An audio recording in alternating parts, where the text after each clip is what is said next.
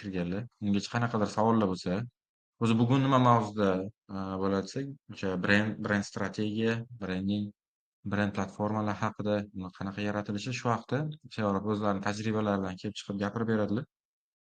Shu mavzuda ishlayotgan korxonalaringizda yoki o'zlaringizni karyeralaringiz savollar bo'ladi, biza izohlarda yozib qoldirsangizlar, men o'qib beraman keyin.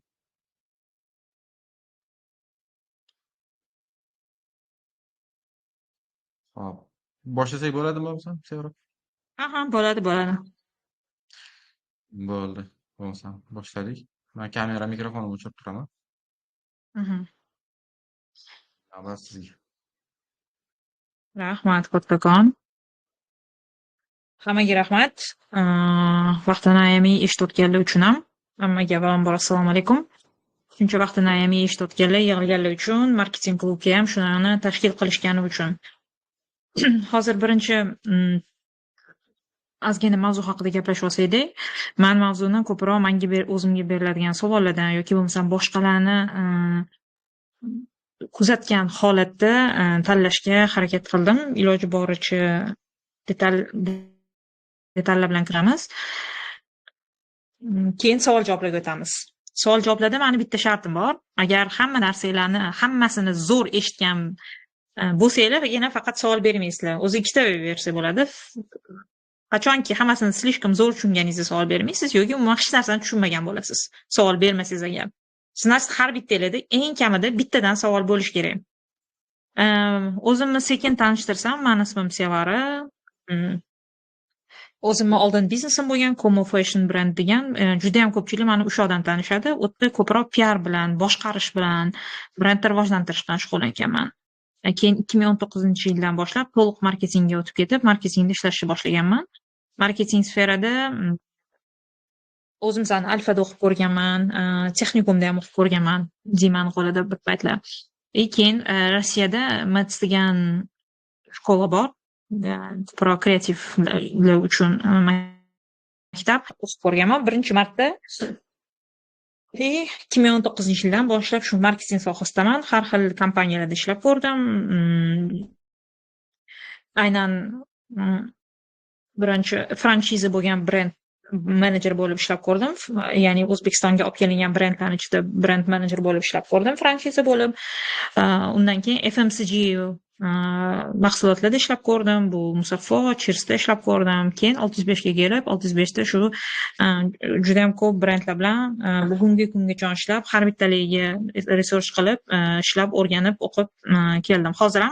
Hozirgacha ham men o'zimni zo'r bilaman deb aytolmayman. Hali ham ko'p bilmaydigan narsalarim bor. Shunga hozir yaqinda Jolborsda o'qish markazi bo'ldi. O'qishdi, kichkina kurs tashkil qilishdi. Shu kichkina kursdan bitta o'qib chiqdim. Hozir endi yana qidiryapman. Hali yana bilimni kuchaytirish kerak edi. Rossiyadagi Friends Moscowda top 3 ga kiradigan agentlik bo'lgan o'sha payt, o'sha yerda amaliyot o'taganman. Sizlar bilan bugun aynan mavzuyimiz ko'proq juda ham ko'p ko'rganman, marketing bilan kommunikatsiyani juda ham ko'pchilik adashtirib yuborishadi. Kommunikatsiyani bizda ko'pchilik marketing deb qabul qiladi yoki bo'lmasam men shunchaki reels olsam yoki bo'lmasam reklama qilsam bo'ldi, mahsulotim zo'r bo'lib ketadi deb ko'pchilik shunaqa deb gapiradi. O'shandan kelib chiqib turib ko'proq tayyorlashga harakat qildim. Balkim bu yerda hammasini qo'yishga ulgurmagandirman. O'zi eng birinchi beradigan savolimiz endi brend strategiya haqida bo'lgandan keyin brendni o'zi nima degan ko'pincha savol bo'ladi. Eng oddiy til bilan aytganda, bu qanaqadir assotsiatsiya bo'lishi mumkin. Qanaqadir brendning nomini eshitishingiz bilan o'sha sizga brend bilan bog'liq bo'lgan qanaqadir obrazlar, assotsiatsiyalar, tushunchalar keladi. Yoki bo'lmasam siz o'sha tushunchalarni o'sha narsalar sizga brendni eslatadi. Ancha hozirgi kunda endi ko'pchilik gazli napitkalarni shunday ochsangiz degan ovoz chiqadi. Bir paytlar bu faqat Coca-Cola'ning o'zining fishkasi bo'lgan. Chunki Coca-Cola'ni hammadan ko'ra ko'proq niqasi gaz ko'proq bo'lgani uchun ham bu ularni brend atributi hisoblanadi va ularni o'zini butilkaligi. Mana brend nima haqida? hozirgi kunda bizda juda ham ko'payib ketdi gazli ichimliklar. Agar gazli ichimlikni siz ko'rmasangiz, kimdir ochganda shiqqib degan ovoz chiqsa, siz o'ylaysiz, srazu Coca-Cola xayoliga keladi birinchi bo'lib. Chunki ular bu narsani uzoq vaqt davomida shu haqda gapirib, bu bizani atributimiz deb ko'rsatib gapirib kelishgan. Mana Coca-Cola bu уже brend haqida. O'zi brend strategiya nima desam, eng sodda savollar bilan tushuntirishga harakat qildim. Bundan keyin marketingga o'tamiz. Brend strategiya siz kimlar uchun ishlaysiz va yoningizdagilar bilan nimadan ko'ra afzalroqsiz, nimangiz bilan boshqalardan ko'ra ajralib turasiz. Ya'ni bu aynan men odam haqida aytyapman. Agar shunaqa odamlar bo'lishi mumkin sizlarning oranglarda. Masalan, xonanglarda masalan Ahmad bor deylik. Ahmad har doim ishga kech qolib keladi. Deadlinelarni vaqtida topshirmaydi. Baribir hamma komandada shunaqa bo'ladi, dangasa bo'ladi. Mana shunaqa odam bor. Mana bu odamni уже sразу bilasizlar. Ahmad desa xayolingizga har doim doimiy tarzda kech qolib keladigan, hech qachon ishni topshirmaydigan odam keladi. Mana shu o'shani bu uni brend strategiyasi, uni shunaqa brendni uni o'zini pozitsiyasi shunaqa. Lekin yana shunaqa odamlar bor, doimiy tarzda hech qachon hamma ishni yaxshi qilib kelishadi, vaqtida topshirishadi, даже zo'r qilmasa ham, lekin ishni vaqtida topshiradiganlar bor. Masalan, aytaylik, Farruh shunaqa deb aytsa endi, bu misol shunchaki Farruh agar doim ishni vaqtida topshirib kelsalar, Farruh deganda bo'ldi, bu har doim ishni vaqtida topshirib keladigan, hech qachon meni nima deydi, noqulay holatga qo'ymaydigan odam deb qabul qilasiz. Bu shunaqa. Bu endi brend strategiya uchun, brend uchun bitta qisqa misol.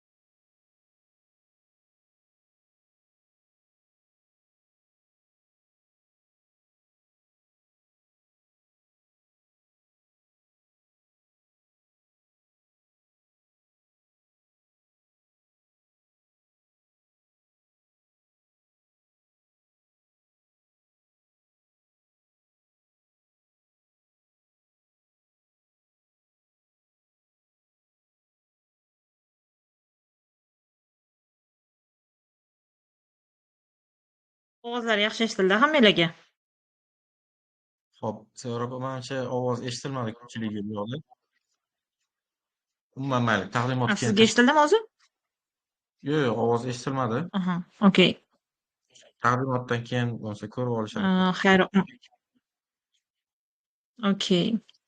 Bu o'zi Coca-Cola'ni mana pish degan ovozlari как раз chiqqan edi. Shundan ko'rsak bo'ladi. Biza Coca-Cola'ni ko'rgan hamma, biza esimizda qolib ketgan hamma reklama kompaniyalarida ko'proq odamlarning o'rtasida dasturxon atrofida yig'ilgan holatda qanaqadir asosan yangi ko'proq ko'rganmiz, lekin bu aynan mahsulotga tegishli qismlari ham ishtirok etgandi. Lekin ovozini qilmabdi. Marketing strategiya nima deb aytsak, biz buni qanaqa qilib sotamiz, qanaqa qilib pul ishlaymiz degan savollarga javob beradi. Ya'ni brending bilan, brend strategiya bilan marketing strategiyani farqi. Bittasi brend strategiya bu aynan sizni qanaqa bo'lishingiz haqida, o'zingizni qanaqa tutishingiz haqida, siz kimligingiz haqida bo'lsa, marketing strategiya bu hozir nima deydi, biznesga pul ishlash haqida. Hozir bizga pul kerak, ertaga ham bizga pul kerak, yana ham kengayishimiz kerak. Bu ko'proq biznesdan kelib chiqib qilinadigan ish haqida. Yana qanaqa misol bo'ladi desak, masalan, bizda kafenya bor. Frilanserlar uchun eng shinam joy degan biz pozitsiya qildik. Bu anaqadan, kafenyadan. Shuning uchun yumshoq kreslolar qo'ydik, sokingina nima deydi, yaxshi musiqa qo'yib qo'ydik. Borib ishlash uchun mazza qilib, xuddi coworking emasda, aynan kafenya qildik. Bemalol borib o'tirib ishlaydigan joy qilib qo'ydik. Bu brend strategiya. Lekin endi o'sha frilanserlar kelmasa, biz pul ishlamaymiz. Buning uchun har kuni biz soat 9 da, ya'ni hamma ofislarga o'xshab soat 9 da ochilishimiz kerak. Mana bu уже сразу marketingga tortdi. Odamlar nechidan soat ertalab turib ishlaydi? 9 dan ishlaydi. Bo'ldi, uni soat 9 dan ochilish kerak. 9 dan boshlab biz ishlashni boshlashimiz kerak deyapti. Keyin endi u frilanserlar bizga agar kelmay qolsa, bizga pul kelmaydi. Endi ularga qayerdadir xabar berishimiz kerak. Mana biz shunaqa kafenyamizki, frilanserlar uchun, sizlar uchun ishlaydigan kafenyamiz. Endi ularni bilishi uchun xabar beramiz. Bizga kelish uchun, bizdan kelib kofe sotib olish uchun, o'tirib ishlash uchun, ko'proq o'tirib ishlash uchun qanaqadir birinchi etapda aksiyalar qo'yamiz. Ya'ni odamlarni kelib o'rgatib, bir nechta kofeni sotib olish uchun. 3 ta kofe sotib olsang, masalan, 2 ta kofeni puliga olasan, 5 ta kofega pul to'lab qo'ysang, 7 ta kofe olasan. Yoki masalan, uzilib qoldi bir. Taqdimotingiz bo'la olsangiz boshqa yerda. Bor.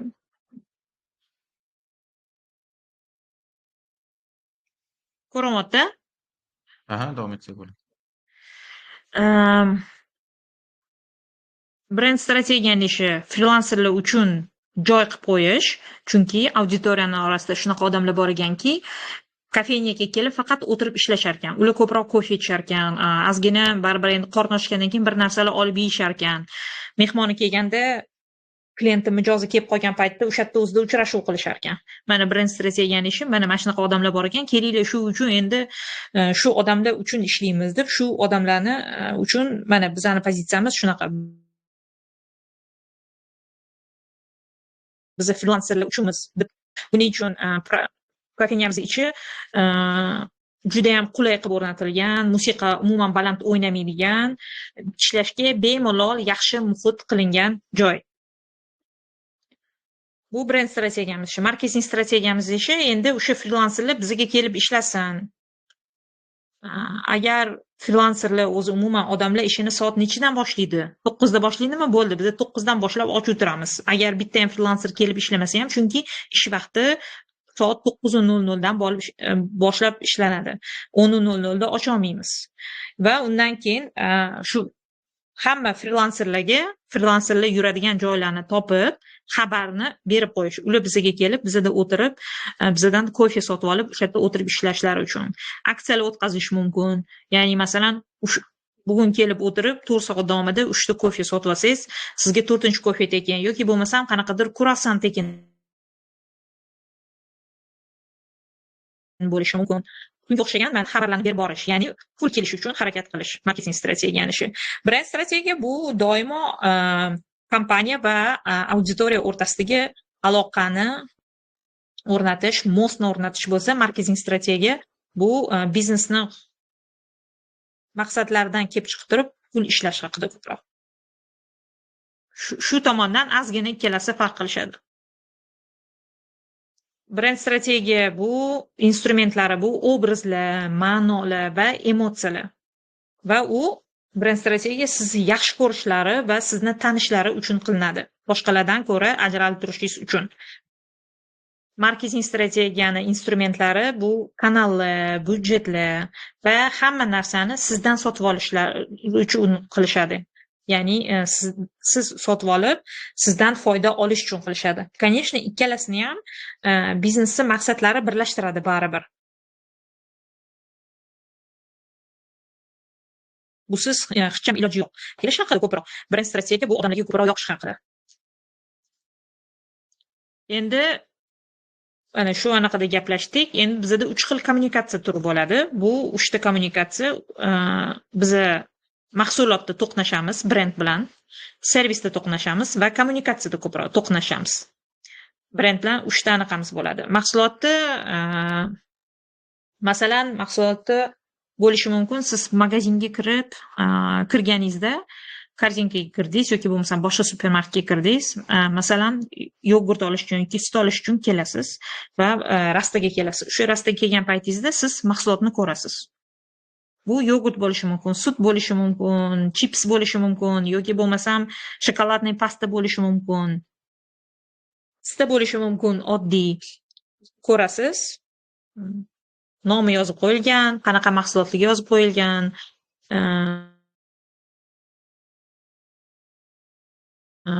Ichidan ochasiz, yoqish yoki yoqmasligi. Mana bu yerda siz mahsulot bilan birga to'qnashasiz. Servis bo'lishi mumkin, siz supermarketga kirganingizda sizni sotuvchilar qanaqa kutib olib, qanaqa kuzatishi bilan to'qnashasiz. Va biza aynan marketologlar, kreativ agentstvalar ishlaydigan qismi bu kommunikatsiya qismi. Endi biz sizlar bilan ko'proq shu kommunikatsiya qismi haqida gaplashamiz. Bizda 3 xil kommunikatsiya bo'ladi. Imidjiy kommunikatsiya, mahsulot uchun kommunikatsiya, ya'ni produkt uchun va promo kommunikatsiyalar bo'ladi. Uchalasi 3 xil narsa. Bir-biriga aralashtirib olish kerak emas, maqsadlarni to'g'ri qo'yib olishimiz uchun. Lekin shu jihatdan uchalasini ham olib borishimiz kerak. Image bu har doim brend haqida, emotsiyalar haqida, doimiy tarzda brendga nisbatan bu munosabat tug'dirish haqida. Hozir misollar bilan ko'ramiz. Mahsulot qanchalik darajada bu qanaqa mahsulot? Masalan, bu agar dori bo'lsa, bosh og'riqni qoldiradigan mahsulotmi, qantiradigan dorimi?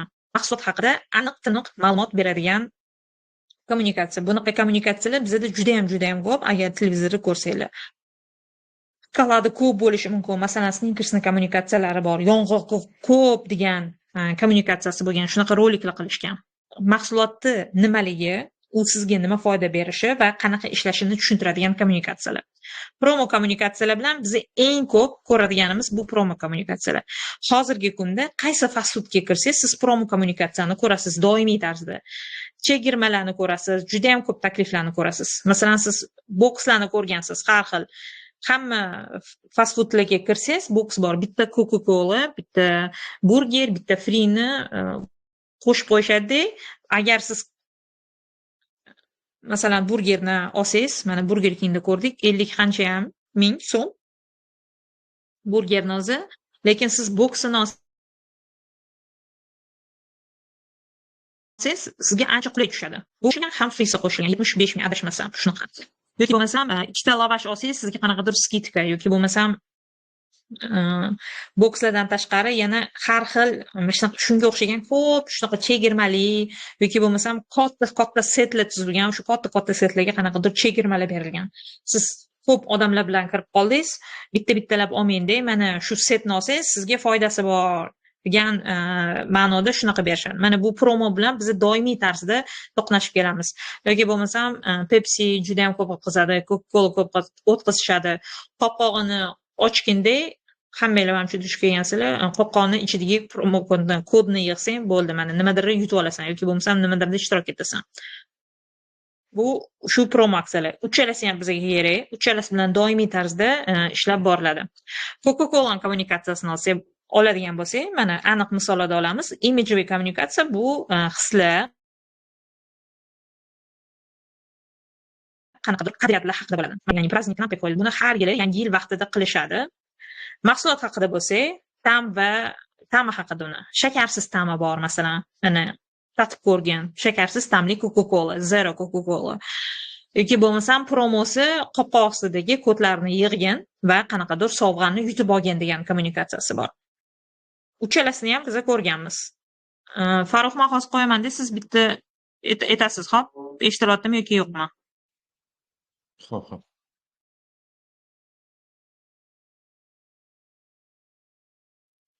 Eshitilyaptimi? Yo'q, ovoz kelmayapti. Yo'q, ovoz kelmayapti. Ha, yo'q. Nima kelmayapti ekan? Videolarni tashlab qo'yaveramiz. linklarini Aha. o'zim ko'rsatdim. Okey. Boyagini ham tashlab qo'yishdi kommentariyada. Okey. Bu ana shu kommunikatsiyasida Coca-Cola'ni muzdekkina ichish kerakligini, ya'ni ko'proq mahsulot jihatdan tushuntirishgan. Aynan. Ya'ni mahsulot qismini ko'proq tushuntirishgan. Coca-Cola'ni muzdekkina qilib olib ichsangiz, bu sizni tetiklantiradi degan ma'noda shu kommunikatsiyani olib borishgan. Bizda aynan O'zbekistonda bu kommunikatsiyani juda ham kam olib borishadi. Bu ko'proq mahsulotni tushuntirish uchun, muzdekkina qilib ichish kerakligini tushuntirish uchun qilishgan. Bizda O'zbekistonda buni juda ham kam olib borishadi. Biz eng ko'p ko'radiganimiz bu Yangi yilga bog'liq. Ya'ni hamma dasturxon atrofida o'tiribdi, hamma bemalol maza qilib, hamma birga yig'ilgan, bir-biri bilan xursand, bir-birligini bayram bilan tabriklashyapti. Nima deydi, didor g'animat deb ko'rishgan holatida ko'p ko'rganmiz. Bunaqa kommunikatsiyani ozgincha kamroq qilishadi. Lekin undan tashqari ovqatlar bilan yeydigan kommunikatsiyasini ko'p ko'rganmiz. Ya'ni masalan Pepsi ham ko'p yeyish, birga qo'shib yeyish yoki ovqatlar bilan yoki osh bilan, yaqinda menimcha adashmasam televizorda osh bilan birga tanovul qilish ko'rsatilgan. Bu faqat va faqat mahsulot haqida.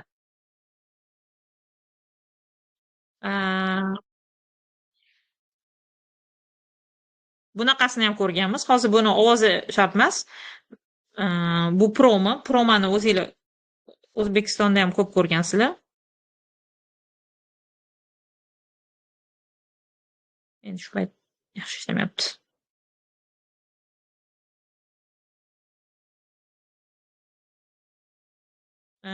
Bu yerda ham shu qopqog'ini yig'ib, qopqog'ini ochib, kodni yig'ib, mashina yutib olgan degan ma'noda.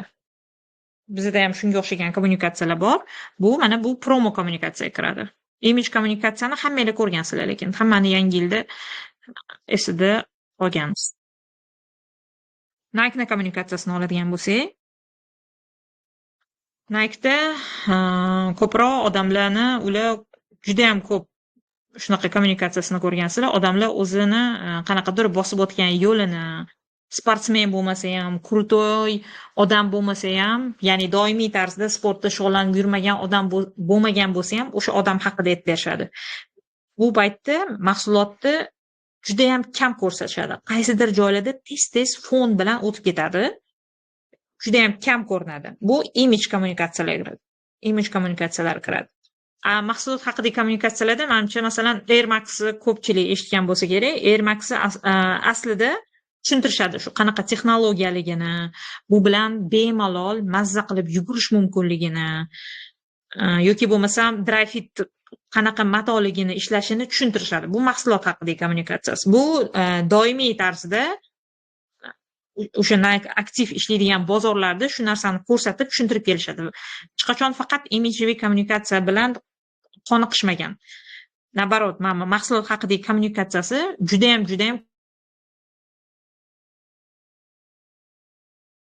ko'p bo'lgan. Bular uchasi ham bir-birini yo'qida saytga kirsangiz ham taklif berishadi sizga.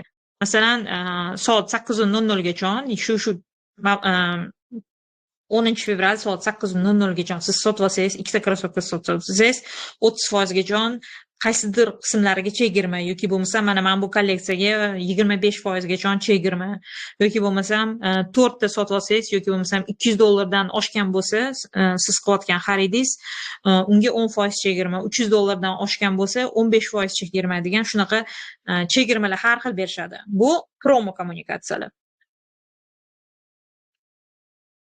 Bunaqalari ham mana shu aynan promodek ishlaydi. Promo kod bor, promo kodni kirg'azsangiz 25% gacha sizga chegirma berishadi. Bu promo uchun qilingan. Bu ko'proq promo qismlari ko'proq aynan sotib olish joylarida, magazinlarning ichida, saytlarda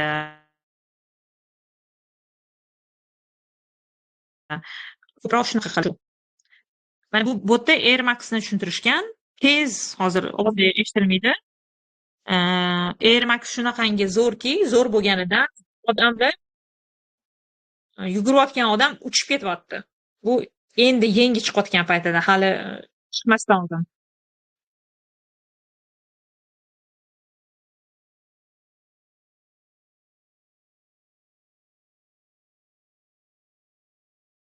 buni aslida davomi ham bor. To'liq tushuntirilgan versiyasi. Mana bu promo.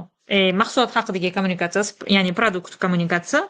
Bu yerda aynan shunaqangi darajada mana bu Air Max texnologiyasi zo'r yasalganki, siz juda ham tez yugurasiz, juda ham sizga qulay bo'ladi va shuni hisobiga siz tez yugurasiz. Bu yerda faqat mahsulotni funksional qismini tushuntirishyapti xolos.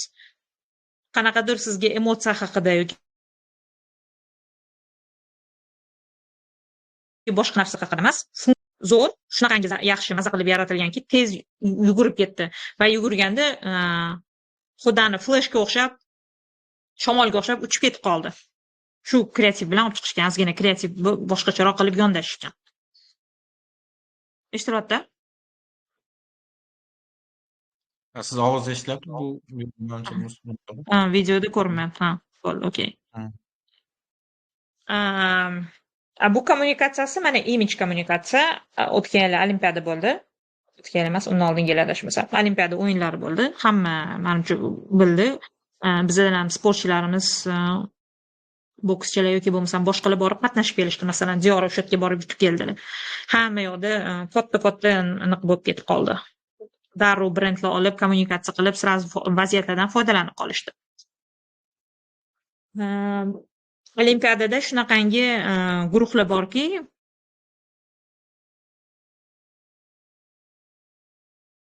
vatan yo'q, sportchi tomonidan vatan yo'q. Masalan, bitta vatan bilan qanaqadir, masalan, vatanida urush bo'lyapti. Masalan, Rossiyada urush bo'lyapti. Rossiyada urush bo'layotganlar hozir borib qatnasha olmaydi, chunki Rossiyani qatnasha olmaydigan darajada taqiqlab qo'yishgan. Hozir o'sha ikkita tennisist ham O'zbekistonga kelib, o'tib, O'zbekiston nomidan hozir chempionatda qatnashyapti. Ya'ni Rossiyani hamma boshqa sportchilarini hozir vatani yo'q, lekin ular shu paytda qayerdadir qatnashish kerak va olimpiadada shunaqalar uchun alohida vatani yo'qlarni guruhini ochib qo'yishgan. Ya'ni ular ham boshqalar bilan qatnasha olishadi. Endi bu bitta holat, hammani holatida har xil. Masalan, bitta eronlik bitta karatechi qiz bor edi. U qiz Eron hukumati undan noto'g'ri foydalangani uchun buni xohlamagan, siyosiy ishlarga aralashish xohlamaganda va fuqaroligidan voz kechgan. Shuning uchun chiqib ketgan. Hammada har xil holat. O'sha payt aynan ular qanaqadir davlatning fuqaroligidan qatnasha olmaydi. Mana buni Nike shular uchun kommunikatsiya qilgan. Ya'ni ular olimpiadada sponsor bo'lishgan. Endi sponsor bo'lgani uchun qanaqadir nimadir ish qilish kerak bo'lgan. Shu joyda faqat shular uchun kommunikatsiya qilishgan. Bu image. Bu yoqda hech qanaqangi mahsulot haqida umuman tushuncha hech narsa berilmagan. Mana bu yerda san qayerdansan deb savol beryapti.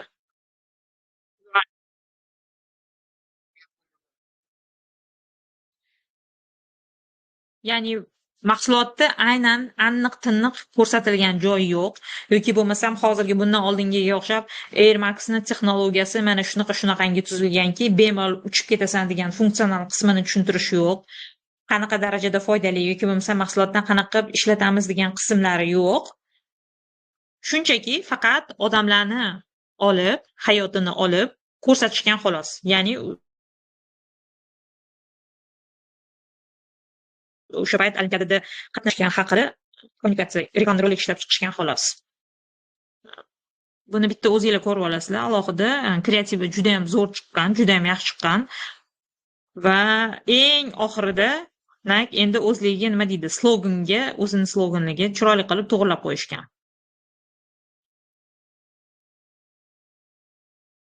O'sha olimpiadadagilar uchun buni adashmasam winning for everyone, ya'ni yutishga hamma haqli degan ma'noda adashmasam.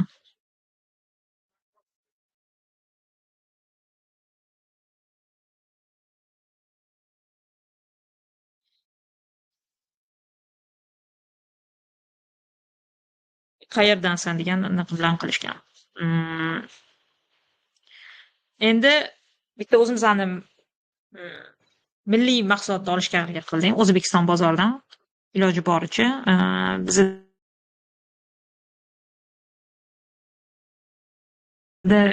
Bozordan olib sotishga qiyin bo'lgan ish, hamma barvada ham image, ham mahsulot, ham promo kommunikatsiyani qilishmaydi. qilishadi endi.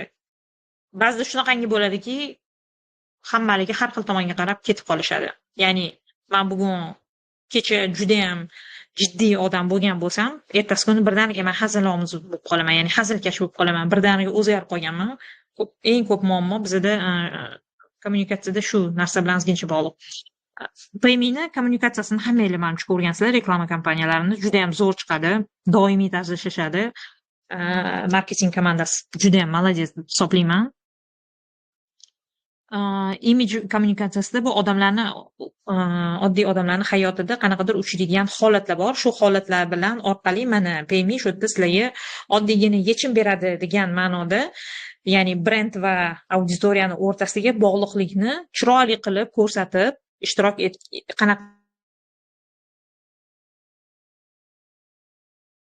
qilib ishtirok etganini ko'rsatib ketishadi. Yanaqasi bor.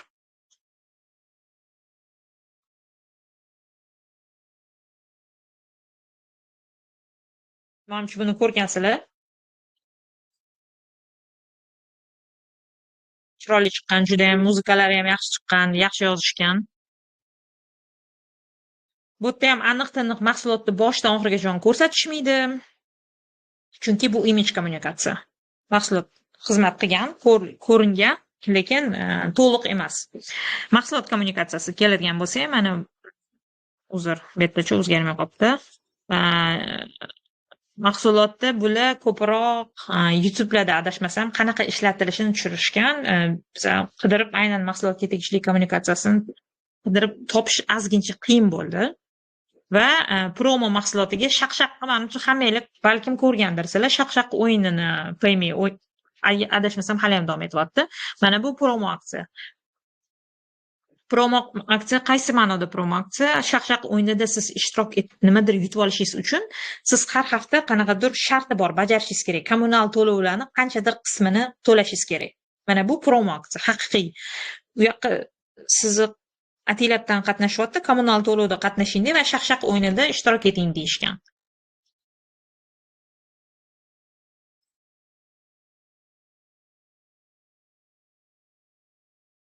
Endi bu o'sha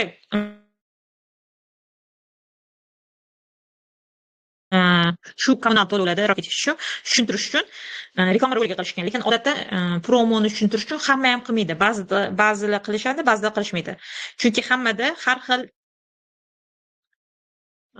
hammada har xil budjet, har xil maqsad yoki bo'lmasam ba'zida faqat shunchaki magazinni polkalarida, rastalarida, PSM materiallarida qilib qo'yishadi xolos.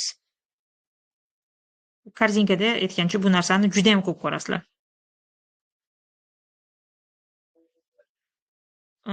Va adashmasam PayMe'da yana shunaqangi o'zim ham qatnashdim. PayMe'da oylik to'lovi bor. O'sha oylikni to'lovini qatnashsangiz, bir necha oy davomida to'lab borasiz va undan keyin o'sha oyni to'lab borganingizdan keyin kvartirani, uyni o'ynashdi. Shunaqa kommunikatsiyasi bo'ldi masalan, lekin uni alohida kommunikatsiya qilishmadi, faqat PayMe'ni o'zini birinchida qilishdi, pushlik borishdi, bu haqda xabar berishdi, ishtirok eting, qatnashing, mana shunaqa bizda promo ketyapti deb e'lon berishdi xolos, aksiyalarni shu e'lon berishdi xolos. Hozirgi kunda korzinkani adashmasam ilovasida ham juda ham ko'p shunaqa promolar bor, lekin bularni faqat nima deydi, kanallarini qaysidir ma'noda faqat appni ichiga qo'yib qo'yishgan yoki bo'lmasam magazinni ichiga joylashtirib qo'yishgan. SMS tarzida keladi, Texnomartdan juda ham ko'p tarzda. Promolarni biz har 2 qadamimizda uchratamiz. Ular bizga tez pul olib kelish uchun xizmat qiladi. Endi Ordinary degan brend bor. Kim biladi bu brendni?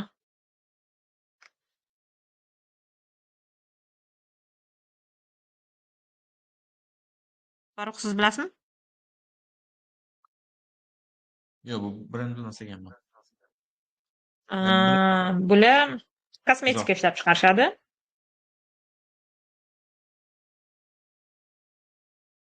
Boshqaga nisbatan, professional kosmetikaga nisbatan budjet narxda. Aynan mana shu rolikga eng oxirgi chiqargan reklama roligi bu noyabr oyida chiqqan edi. Bu o'zimizda bilmadim-ku, lekin chetda juda ham mashhur bo'lib ketdi bu rolik.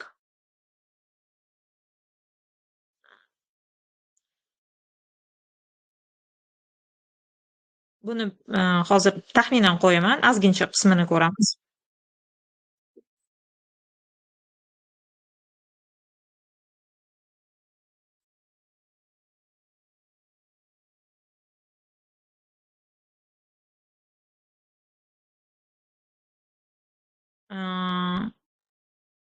Bu hozirgi ko'rgan reklama roligimizda hamma beauty blogerlar, beauty influencerlar qiladigan ishlarni ko'rsatishgan. Ya'ni har xil miflarni olib, shuni ko'rsatishgan va bular jadval tuzib chiqishgan. Bu brend o'zi hech qanaqangi bu brendning o'zi aslida vazifasi, bularning pozitsiyasi shunaqangiki, effektivniy уход, hech qanaqangi hech narsani biz o'ylab topmaymiz, hamma narsani to'g'ri, oson tilda beramiz deb aytishadi.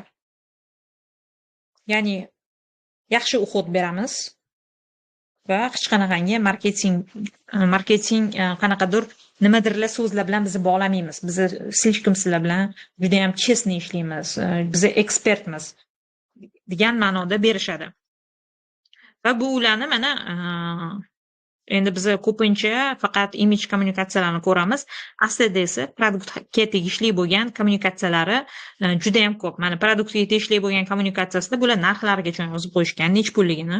Buni saytdan zakaz qilsa bo'ladi. Ya'ni bu endi o'sha qaysidir davlatda qo'yilgan, adashmasam Amerikada qo'yilgan versiyasi qo'yishgan. Mana bu mahsulot uchun qo'yilgan kommunikatsiyasi. Hozirgi buni oldin ko'rganmiz, u imij kommunikatsiyasi edi. Imij kommunikatsiyasida ham o'sha brendni o'zini pozitsiyasidan kelib chiqib tushuntirishga harakat qilishgan. Ya'ni biz hech qanaqangi har xil beauty influencerlar o'ylab topgan yoki bo'lmasam har xil mif bo'lgan, ya'ni afsona bo'lgan narsalar bilan qilmaymiz.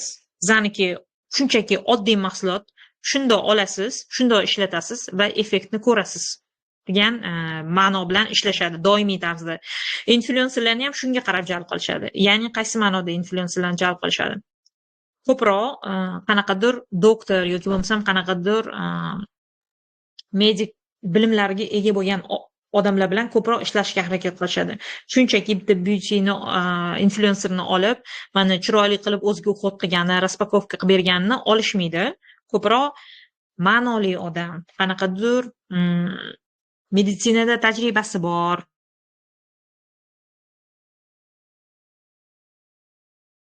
doktor bo'lgan odamlar bilan ko'proq ishlasa shundan kelib chiqilgan. Juda ko'p kosmetik brendlar har xil yulduzlar bilan ishlashadi. Masalan, kimdir Victoria Beckham bilan ishlashi mumkin yoki bo'lmasam kimdir yana qanaqadir Julia Roberts bilan ishlashi mumkin. Lekin bular bunaqa hech qachon yulduzlar bilan ishlashmaydi, chunki brendning pozitsiyasi shunaqa. Doimiy tarzda doktor qanaqadir ijodiy doktorlar bilan yoki bo'lmasam shu medik tajribasi bor yoki bo'lmasam laboratoriyada ishlaydigan, laboratoriyada qanaqadir protseduralarni o'tkazadigan, tajribalar o'tkazadigan, kimyoviy narsalarni tushunadigan odamlar bilan, kimyoviy olimlar bilan birga ko'proq ishlashadi. Chunki bularni brendning pozitsiyasi shunaqa. Va imij kommunikatsiyasidan ham shundan kelib chiqqan. Bu yerda aynan o'zi aslida bu imij kommunikatsiyasini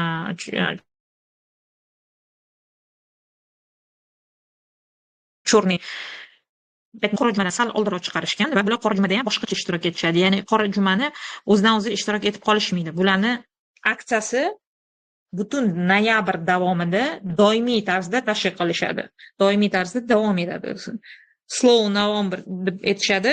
Nimaga unaqa deb aytishadi? Chunki agar biz hozir qora jumada qatnashsak, qora jumada siz to'g'ri kelmasa ham, kerak bo'lsa ham, bo'lmasa ham aksiya vaqtida arzon ekan deb sotib olishingiz mumkin.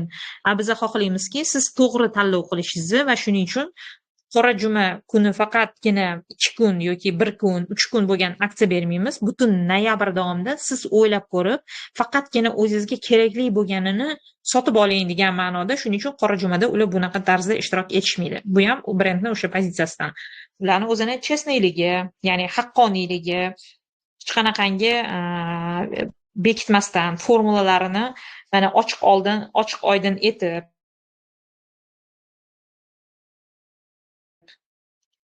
byudjet sferadagi miflarni aytmasdan turib qilishadi. Ko'p kommunikatsiyalar, juda ham ko'p kommunikatsiyalar shunaqa tarzda qilishgan. Agar brendni strategiyasi haqida gapiradigan bo'lsak, brendni strategiyasi ko'proq brend platformaga yozilgan bo'ladi.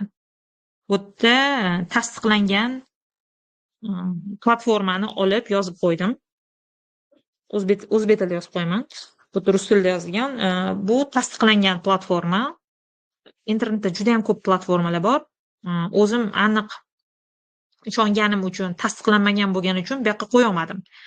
Bunaqani olish ozgincha qiyinroq, topish qiyinroq bo'lgani uchun faqat shuning uchun bitta mavzuni qo'ydim.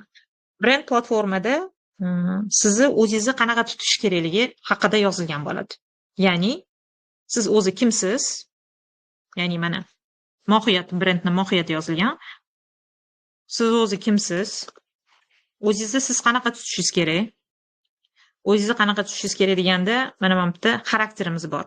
Прямолинейный эксперт на стороне людей. Ya'ni to'g'ridan to'g'ri gapiramiz. Biz ekspertmiz. Shuning uchun tekshirmasdan turib o'zimizdan o'zimiz gapira olmaymiz va doimo odamlar tomondamiz. Odamlar tomonda bo'lganimiz uchungina, shu uchun ham qora jumada biz o'zimizdan o'zimiz ishtirok etmaymiz. Butun noyabr davomida aksiya beramiz va o'zingizga kerakli bo'lganini sotib oling. Ortiqchasini sotolmayman degan ma'noda. Ya'ni hammasini sotib olganda ertaga o'tirgani emas. Va bizning oliy maqsadimiz ham bor. Sifatli yuz parvarishini, teri parvarishini har bir odam uchun dostupniy qilish. Dostupniy nima bo'ladi?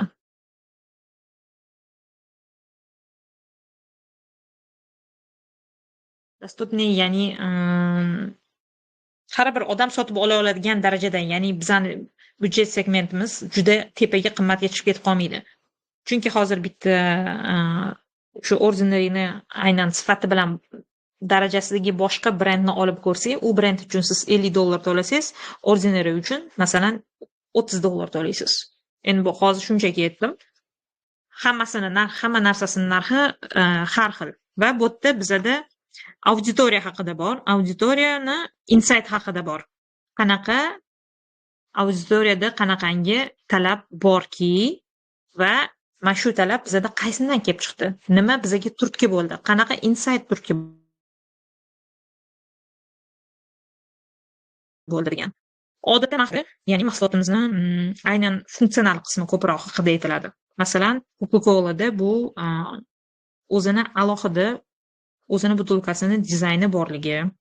Chunki Coca-Cola'ning butilkasining dizayni bu brend atribut hisoblanadi va u hech qaysi boshqa butilkalarning bittasiga ham o'xshamaydi. Coca-Cola'ning gazi ko'pligi, ya'ni ichidagi gazini ko'pligi bu ham mahsulotning ustunligiga kiradi. Chunki boshqa hech qaysi ichimlik bu darajada ko'p gazga ega emas. Shuning uchun ham ochilganda degan ovoz chiqadi.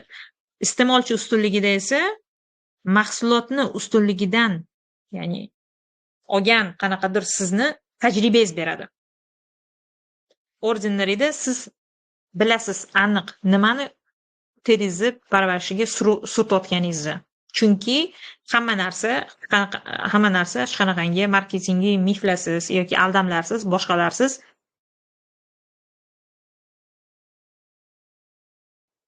upakovkasiga yoki bo'lmasa tiniq qilib yozib qo'yilgan. Rostdan ham yaxshi ishlashi va o'zingizga kerakli bo'lgan xodni, ya'ni parvarishni hammasini o'zingiz xohlagancha terib olasiz. Masalan,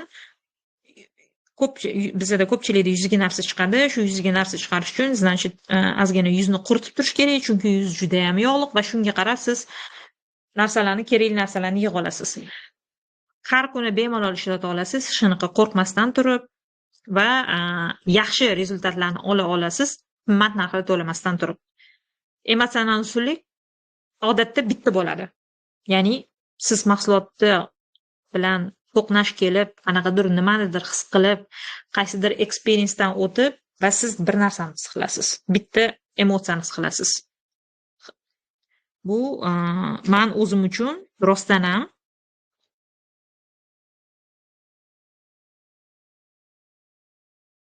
yuz terim uchun yoki bo'lmasam terim uchun to'q qilayotganimni his qilyapman. Chunki rezultatini ko'ryapman, ishlatib ko'rdim, yoqdi, narxi ham menga to'g'ri keldi va men to'g'ri tanlov qilyapman. Bu atigi bir donagina frame, ya'ni piramida shaklida, eng men o'zim ko'p ishlatadigan frame bu piramida shaklida. Chunki Maslow piramidasini menimcha hammanglar bilasizlar. Bu ham xuddi shunaqa Maslow piramidasiga o'xshab tuzilgan. Tushunish oson. Birinchi auditoriyadan boshlab, mahsulotni eng tegi qismidan boshlab, sekin-sekin qadriyati nima, xarakteri qanaqa, o'zi qanaqa missiyasi bor-da, o'zi kim, o'zi nima haqda degan narsa shu nima deydi? Birinchi qornimni to'ydirishim kerak, birinchi uy sotib olishim kerakga o'xshab, keyin sekin-sekin endi men o'zimni realizatsiyam haqida, inson haqida, o'zimni rivojlanishim haqida o'ylayman deydiganga o'xshab, sekin tepada emotsional qismi bor. Aynan shu brend platformani shu piramida shaklida ham shu qismni tushunishga eng oson bo'lgani uchun ko'proq shuni foydalanaman. Lekin bularni turi juda ham ko'p. Odatda hamma brend platformalar qanaqadir frame'ga solingan bo'ladi, qanaqadir platformaga solingan bo'ladi va shu bilan ishlayotganda promoni ham shu yerdan olasiz. Masalan, mana Ordinary qora jumada qatnashmaydi, lekin butun noyabr davomida aksiyani ishlatishadi. Ya'ni faqat 3 kun ichida tapir-tupur kerak emas narsani sotyapman. Chunki biz aytyapmizki, sen to'g'ri tanlov qila olganing uchun o'zi biz aldam-quldam haqida emasmiz. Shuning uchun mana aksiyani shunga qo'yganda promoni shundan kelib chiqishgan. Mahsulotni ham xuddi shundan qilishgan, hamma narsani ochiq, oydin, aniq nimaligini yozishgan, ichida nimalar borligini yozishgan va nimalar olishini ham yozishgan.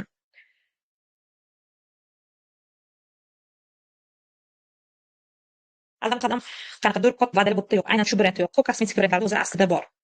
Yo'q bo'lsa ham yozishadi. Juda ham ko'pada. Endi buni ko'proq qizlar ichida yurgani uchun ko'proq qizlar bilishadi. Va yana shundan kelib chiqib, mana influenserlar bilan qanaqa influenserlar tanlashini aytdim. Shuning uchun buni anaqadan kirib ko'rsangiz bo'ladi. Instagramligida ham bor. Sekin o'tirib, tikilab, pastga tushib, qarab, o'zi nimalar yozishibdi, nimalar desangiz,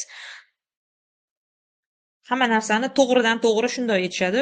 Bu darrov Instagramda ham sразу bilinadi.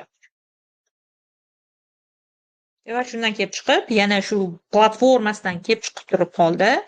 Mana men bu hamma beauty influenserlar qiladigan internetda juda ham ko'p etaplarni qilishadi. Balkim kimdir ko'rgandir. Hali yuzga olib yuzini tozalash uchun bir 4 ta 5 ta narsa surib ko'rishadi, masalan. Bu bitta misol. O'shanaqa narsalarni qilishing shart emas aslida. Aslida 5 ta etapdan emas, o'tishing kerak. 5 ta etapdan 5 ta mahsulotni sotib olish shart emas. Mana bittasi senga yetadi. Va mana shu internetda ko'rsatilayotgan har xil miflar yoki bo'lmasam shunaqa narsalar bular bekorga. Biz bular haqida emasmiz va biz sizlar uchun jadval tuzib chiqdik. Ya'ni Mendeleyev jadvalini olib boshqatdan aynan kosmetika brendi o'zi uchun tuzib chiqqan va u yerda qanaqa narsalar mifku va qanaqa narsalarda bu brendda aynan qanaqa yechimlar borligi haqida yozib chiqishgan.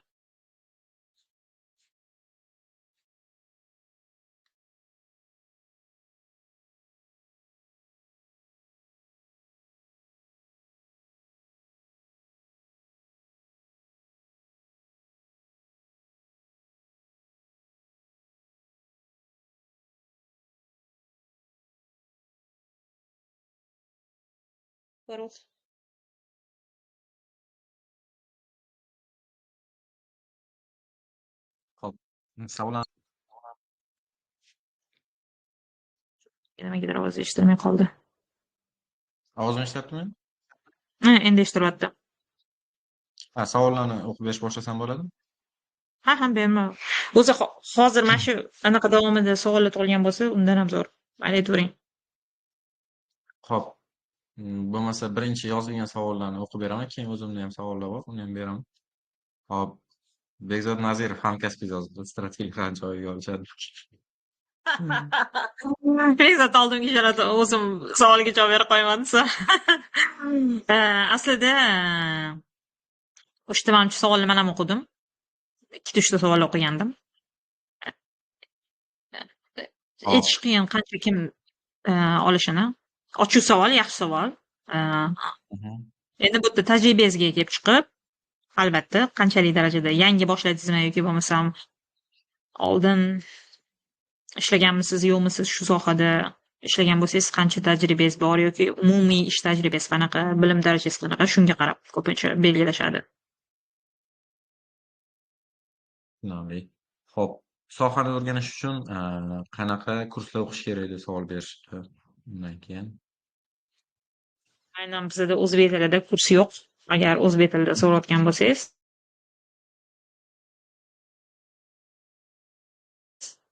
qanaqa yo'nalish berasiz? bir dona kursda o'qib, Strategiya. birdaniga bilib ketishingiz ham qiyin. Strategiyani bilish uchun asos marketingni bilishingiz kerak. O'sha juda ham katta yordam beradi. Marketingda ozgina ishlab ko'rgan bo'lsangiz, yoki bo'lmasam qanaqadir marketingda eng ba'zi bilimlarni bilishingiz strategiyada shart, chunki bu kreativga to'liq o'tib ketmagan, lekin marketing haqida ham emas. Rossiyada shu Metsda bor, brend strategiya haqida kurs bor. Adashmasam 1 yilda 2 martami qo'yishadi. U rus tilida bo'ladi. O'sha yerda juda ko'p qismlari bor, tushuntirishadi. Adashmasam o'sha yerda kurs bor. Aynan brend strategiya bo'yicha o'zim ham hali hech qayerda o'qimaganman. Juda ham ko'p narsani ko'p narsani men naqada qilishimga to'g'ri kelgan. Praktikada bilishimga va juda ham ko'p har xil aynan chetdagi konsultantlar bilan ko'p ishlaganim uchun. Masalan, hozirgi Nike kommunikatsiyasini ko'rdik. Nike kommunikatsiyasini hozirgi aynan shu prezentatsiyani yo'rganimda ko'rasiz. Nike kommunikatsiyasida Wayden Kennedy qilgan buni. Amsterdamdagi filial qilgan. Masalan, o'sha Amsterdamdagi filialida bitta strategik direktor emas, senior strateg bor edi. O'sha masalan undan men maslahatlar so'rardim. U menga endi kichkina qismlarni tushuntirib bergan.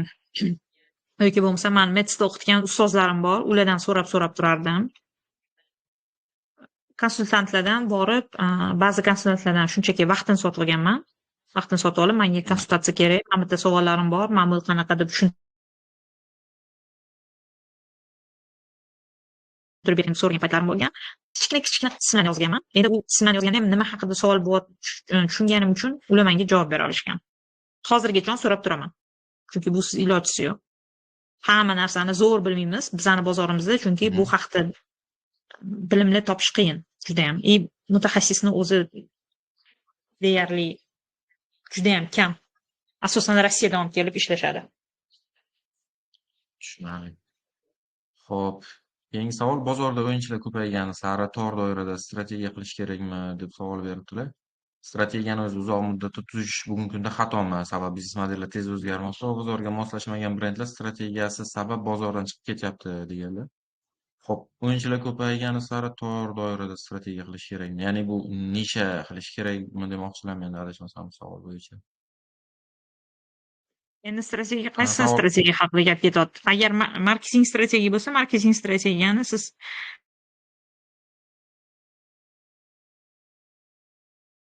hozir maksimum 5 yil tuzasiz. 5 yil tuzatani o'ylab turib tuzgan rejangiz haqida gap ketyapti va 1 yillik marketing strategiya bor. 1 yillikni tuzgan taqdiringizda ham marketing strategiyani yo'lda ozgina korreksirovka qilib turasiz. Chunki har xil vaziyatlar ta'sir qiladi.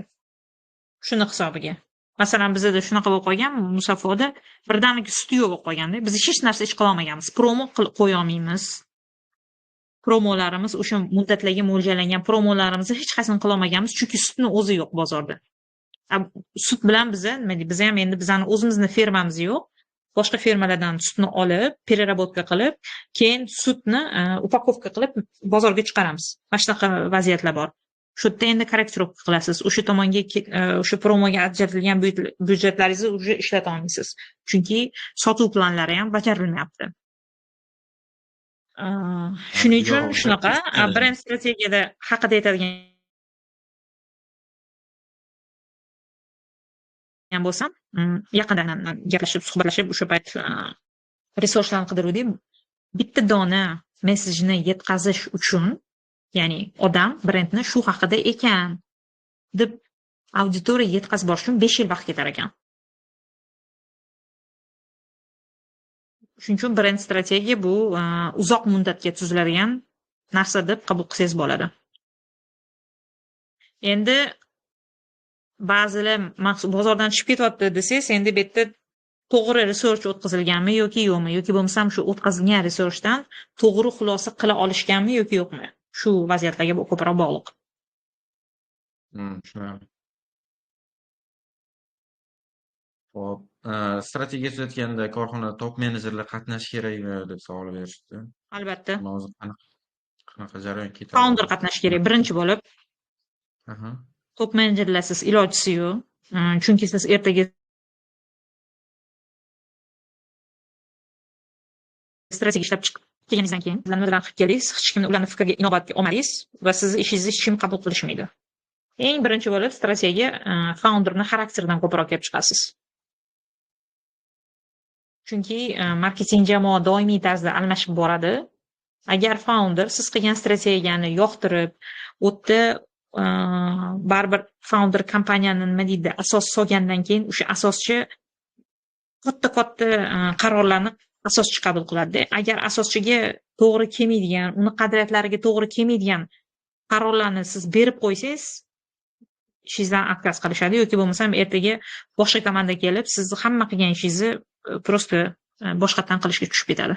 Chunki hozir shunaqa bo'lib qoldiki, yangi marketing komanda keladi, boshqatdan pozitsionирование qilishadi. Yangi marketing keladi, boshqatdan brendni yana boshqatdan pozitsiya qilishadi, rebranding qilishadi. Hozir bu faqat O'zbekistonda emas, bu juda ham ko'p joyda, Rossiyada ham xuddi shunaqa holatlar yuzaga kelyapti. E'tiborga olish kerak fikrligini, ya'ni qaysi ma'noda ularning qadriyatiga to'g'ri keladigan, ularning qadriyatiga to'g'ri kelmaydigan narsalarni bilib qo'ygan yaxshi. Ertaga to'g'ri kelmaydigan narsani olib kelsangiz, yoqmasa bo'ldi, ishingizdan ular voz kechib olishadi. Tushunarli. Xo'p, keyingi savol strategiya tuzishda eng ko'p qilinadigan xatolar top 3 yoki 5 deb savol berganlar.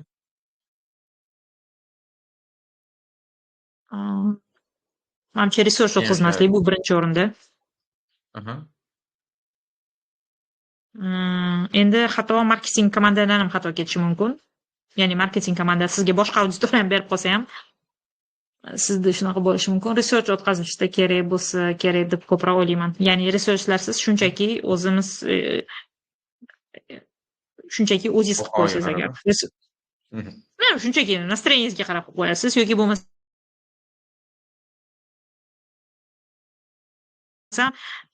ChatGPTni e'lon qilish va o'zini ichidan o'ylab topish bo'lsa kerak. Eng ko'p narsa shu. Ya'ni odamlarni e'tiboriga olmasdan turib qilish bo'lsa kerak.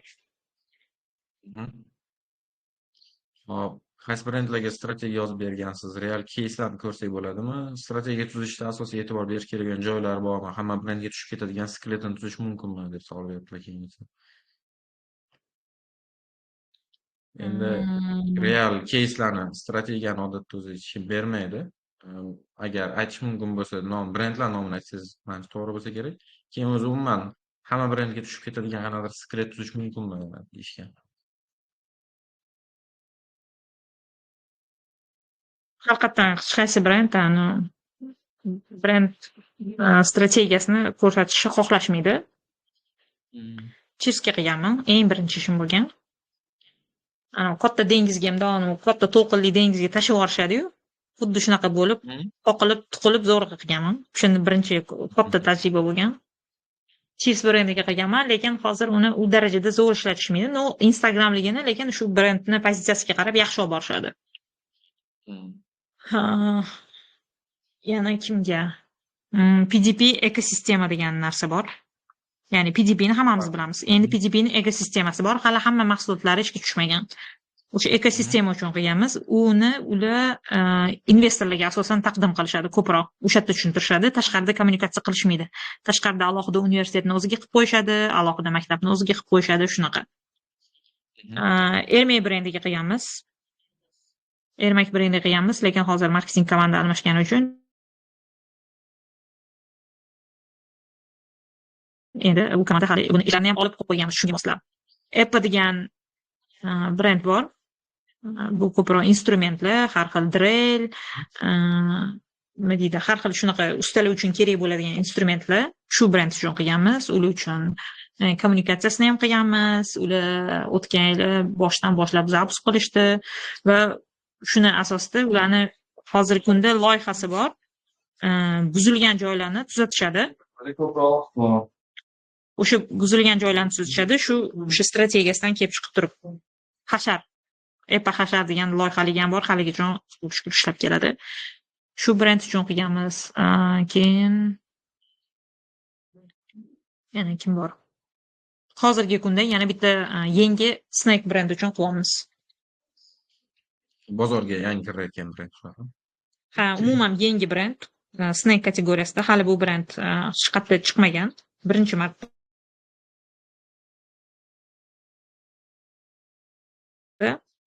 bilan shunaqa narsa bor. Hammaga tushib ketadigan narsa qiyin. 4 ta narsani tekshirasiz. Hech qachon hamma narsaga bir-biriga tushib ketadigan narsani ololmaysiz. Birinchidan, agar hammaga tushib ketaveradigan narsa bo'lsa, sizni boshqalardan farqingiz qolmaydi. Agar men ham Farruh ham baravariga bir xil taklif bersak, mijozga, men farqi yo'q mijoz kimdan olishini. Shuning uchun hammaga tushib ketadigan narsa emas. 4 ta territoriyani tekshirasiz. Kompaniyani 4 ta C deymiz biz buni, shu frame ishlatsa bo'ladi. Kompaniyani, konkurentlarni, ya'ni bozorni o'rganish, kulturniy kontekst, culture va consumer auditoriyani. Shu 4 talasida bir-biriga to'g'ri keladigan joyini topib, o'sha yerga brendni pozitsiyasini qilinadi. Zo'r. Hop, brend marketingni alohidami yoki 4P ichidami deb savol berishdi.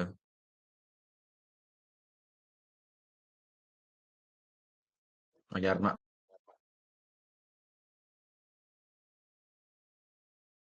Boshqa tayin olasiz? savol eshitildimi sizga?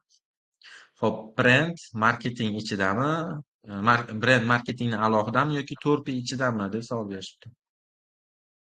4P deganda product placement shuni nazarda tutishyapti, to'g'rimi? Shunaqa. Brend marketingni ichida turadi u ham. Marketingni qaysidir boshqacha qilib aytganda bitta instrumenti deb aytsa ham bo'ladi. Ya'ni agar odamlar sizni qanchalik brendingizni ko'proq yaxshi ko'rishsa, shunchalik ko'p sotib olish ehtimollari mavjud. Lekin sotib olish uchun siz yana promo qo'yasiz yoki bo'lmasa mahsulot haqida xabar berasiz, to'g'ri joylashtirasiz, distributsiyani yaxshi qilasiz, to'g'ri xabarlarni yetkazasiz, to'g'ri kanallarda. Ya'ni o'sha biznes zadachani bajarishda marketing zadachani bajaradigan instrumentlardan bittasi brend. Shunaqa desa ham bo'ladi. Brendni zadachasi biznes zadachadan kelib chiqadi. Biznes zadachadan marketing zadacha kelib chiqadi. Marketingdan keyin kommunikatsion zadacha kelib chiqadi. Bu yerda endi masalan misol aytishim mumkin, brend 30% ga oshmoqchimiz deyishim mumkin. Hozir adashmasam bitta misolim bor.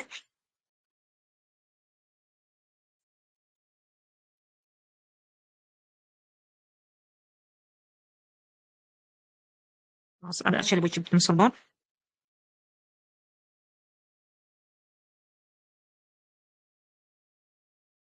Ovoz chiqamayotganini endi tushundim. Farruh. Zvukni ham translировать qilib qo'yish kerak ekan. Uzr. Hozir bitta misol beraman. Boshqa prezentatsiyamda misol bor. Hozir shuni tez berib ketaman. Boshqa savollar sekin berib tursangiz bo'ladi. Xo'p. O'sha bu yoqda yana bitta strategiya bo'yicha savol bor ekan, nima?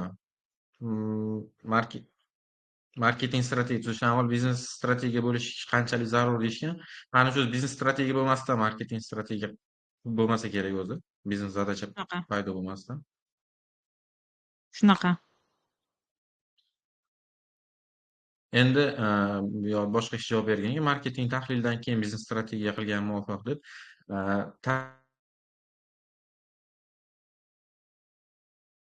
tadqiqoti usullari bor o'zi. Ovozingizcha ozgina orada uzilib qoldi.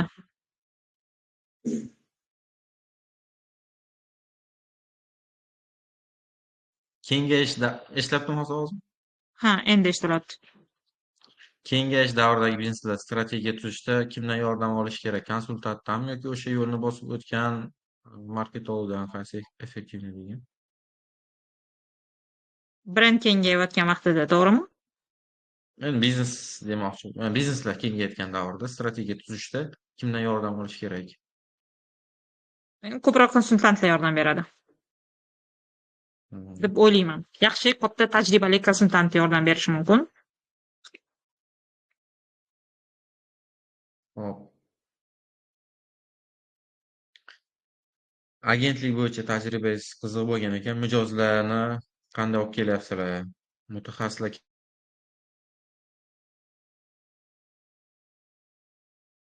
kamligi muammosini qanaqa hal qilyapsiz? Qanaqa qilib mijoz olib kelyapmiz? Ha, endi agentlik bo'yicha savol berishdi. Ya'ni agentlik bo'yicha tajribangiz qiziq. Agentlikka endi mijozlarni qayerdan olib kelyapsizlar? Mutaxassislar kamligi muammosini qanaqa hal qilyapsizlar? Mutaxassislar kam. Biz bu muammo bilan duch kelganmiz. Mhm.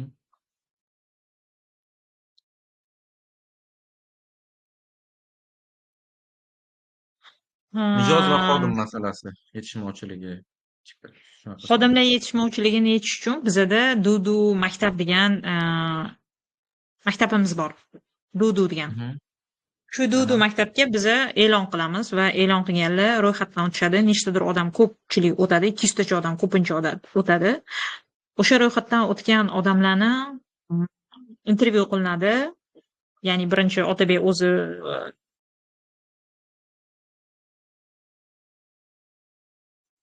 sortirovka qilib ko'rib chiqadi. Undan keyin intervyu bo'ladi. Intervyudan keyin ularni sekin o'zimiz o'qitishga harakat qilib, o'sha yerdan ichidan tanlab olganmiz.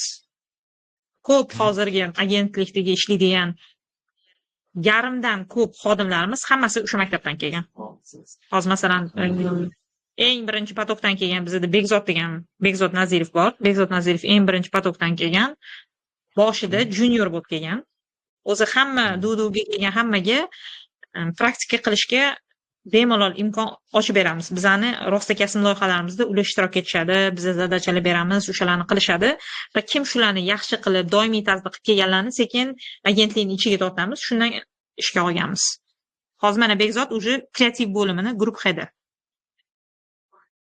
Zo'r. Bezotaga eshityaptilar adashmasam bizani. Bekzod kuchayib ketgan, narxi ham oshib ketgan. Shunaqa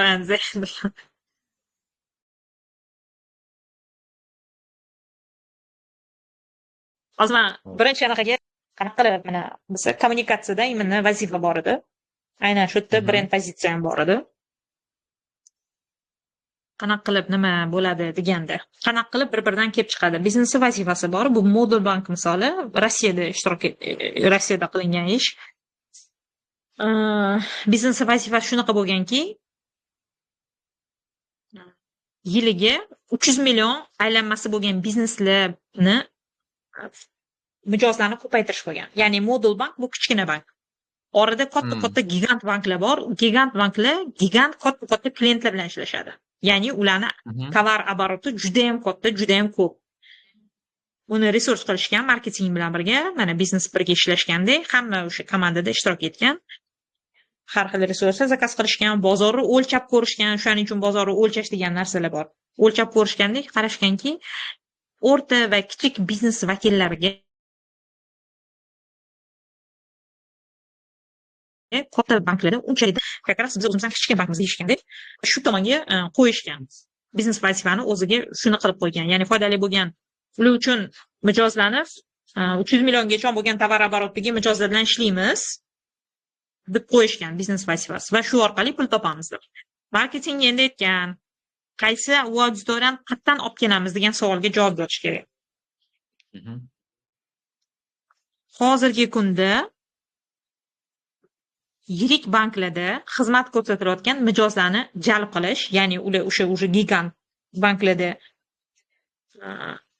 ishlab turishdi, ya'ni gigant banklar bilan ishlashyapti. O'sha banklarni ular mijozlarni o'zimizga jalb qilamiz va kichik biznes vakillari uchun ularni ro'yxati bo'ladi. Masalan, bank tanlash uchun men bu bankni ko'raman, bu bankni ko'raman, bu bankni ko'raman degan 2-3 ta ro'yxati bo'ladi. Qanaqadir consolidation ro'yxati bor. Ana shu ro'yxatga kirish bizning vazifamiz deyish.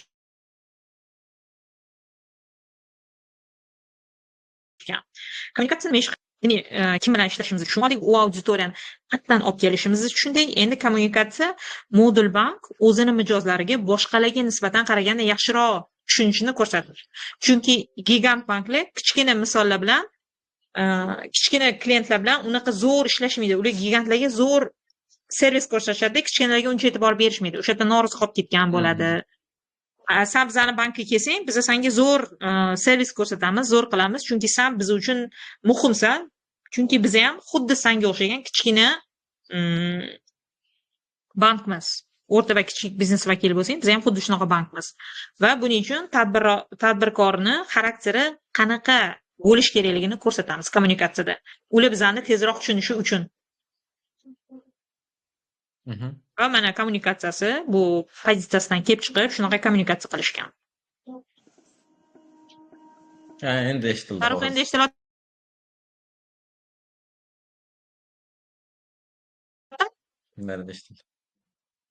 Eshitildi. Я буду вставать раньше вас. Считайте меня дилетантом. Я буду учиться на своих ошибках.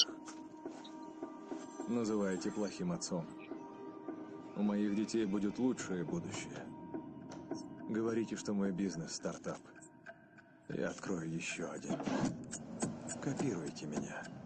Я придумаю новое решение. Подводите. Я сделаю работу за вас. Закрывайте передо мной двери. Я найду другой выход.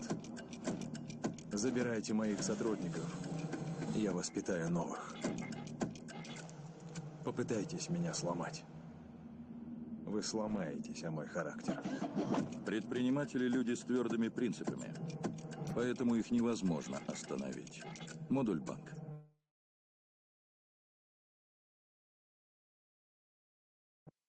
Ishlayman mashg'ul o'tgan, Samarqandda даже kimdir boshqatdan ishlagan shuni o'ziga moslab turib. O'zi o'rta va kichik biznes vakillari O'zbekistonda ham primoy videoni o'zida olib qo'yishgan joylari ham bo'lgan. Bu 2019-yilda edi, adashmasam, o'sha paytda ishlab videolarni ko'rdim. 2019da уже chiqib qolgan edi, adashmasam. Keyin bizda kopiya qilish boshlangan orqaga o'zini videolarni. Bu yerda mana o'zi kichik va o'rta biznes vakillarida bizda ham shu yerda ko'p anaqa selib oladi. Klientdan gaplashgan bo'lsanglar, mendan ko'chirdi, keyin men bunaqa yangisini qildimda. Bular nima deydi, kichkina biznes bo'lgani uchun bular doimiy tarzda qanaqadir yo'llardan chiqib ketishga majbur bo'lishadi. Konkurensiya kuchli, yashash uchun bular tinmay harakat qilishadi, doimiy tarzda. O'sha xarakterni ko'rsatib berishgan, lekin bankni o'zini umuman ko'rsatishmagan. Faqat auditoriyani o'zini mana sen shunaqa anaqalarga duch kelasan, biz sendagi odamlar uchun ishlaymiz deb. Qiyinchiliklarga duch kelasan, sendagi odamlar uchun ishlaymiz deb kelishgan. Adrenalin Rush bu ham Rossiyadagi misoli, biznes vazifasi har yili sotish hajmini qanchadir hajmiga oshirish.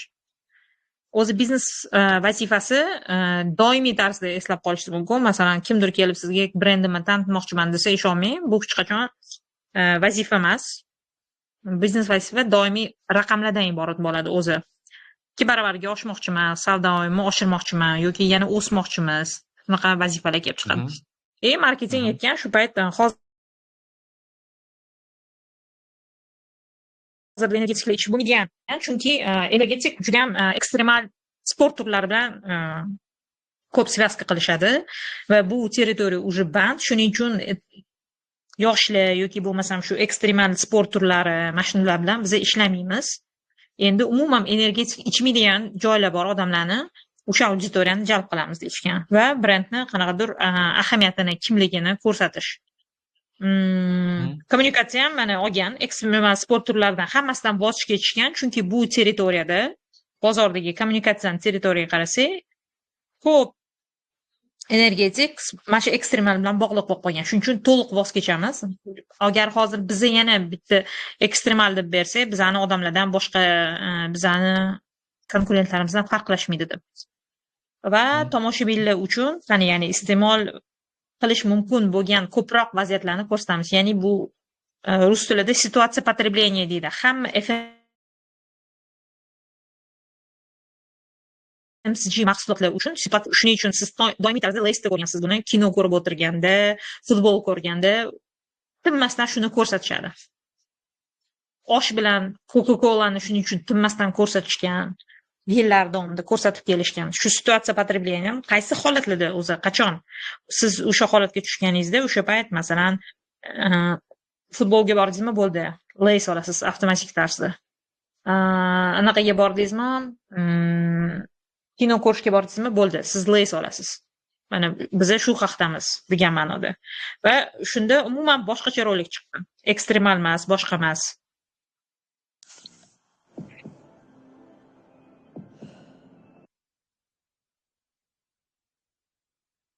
Bu yerda aktrisani olishgan. Да. Ты выходила на сцену 1000 раз. И каждый раз ты волнуешься, как впервые.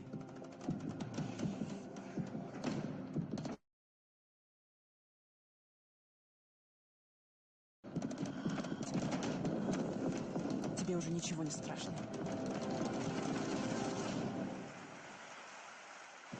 Все ты можешь. Адреналин раш. O'zi aslida hayajon paytida nimadir ko'pincha ish olasiz, hayajonlanayotgan paytingizda, o'sha payt hayajonlandingmi, mana bo'ldi endi adrenalin tushgan deb umuman ekstremal sport bilan bog'liq bo'lmagan balerinani olib qilgan. Bu ham yangi pozitsionирование, ya'ni adrenalin rashni Rossiyadagi yangi pozitsionирование bo'lgan. Ya'ni hayajonlangan paytingda ham ichsa bo'ladi degan ma'no.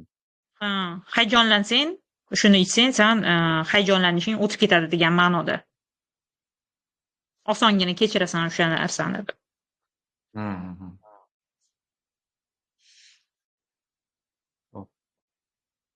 Savollarni keyingisini o'qib davom etsam bo'ladimi? Aytiraman. Xo'p. Nishonlanish masalasida fikringiz qanaqa? Ya'ni faqat qurilish korxonasiga xizmat qilaman degan gap qanchalik asosli? Marketing agentligi yoki konsalting modelida deb so'rashibdi. Boshqacha ayta olasizmi? Nishonlanish, ya'ni agentlik yoki konsaltingda xizmat ko'rsatayotganlar faqat misol uchun qurilish korxonasiga xizmat qilaman deyishi, shunaqa nisha qilish qanchalik asosli, to'g'ri? Segmentatsiyami? Segmentatsiya, конечно, yaxshi narsa. Agar siz rostdan ham qurilish kompaniyasida ko'proq yaxshiroq ishlasangiz, ular bilan yaxshiroq tajribangiz ko'p bo'lsa rostdan ham, lekin birdaniga hamma konsalting kela olmasa ham, bu ham yaxshi segmentatsiya. Va sizga endi bu yerda yana o'sha narsada bozor o'lchab ko'rishingiz kerak-da. Bozorda qanchalik o'yinchi ko'pki, sizni doimiy tarzda klientlar bilan, mijozlar bilan ta'minlab tura oladigan. Bunga qarab.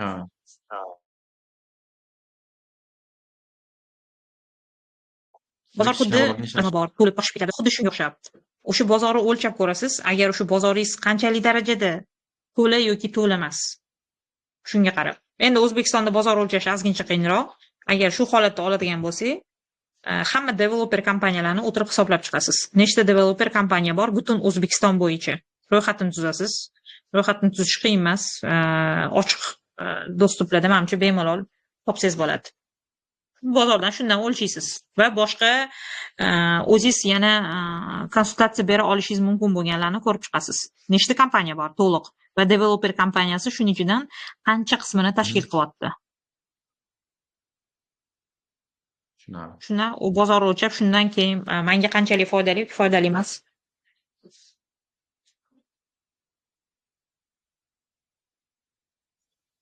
Keyin o'zimda savolim bordi, yaqinda bir shunaqa bo'lib qoldi.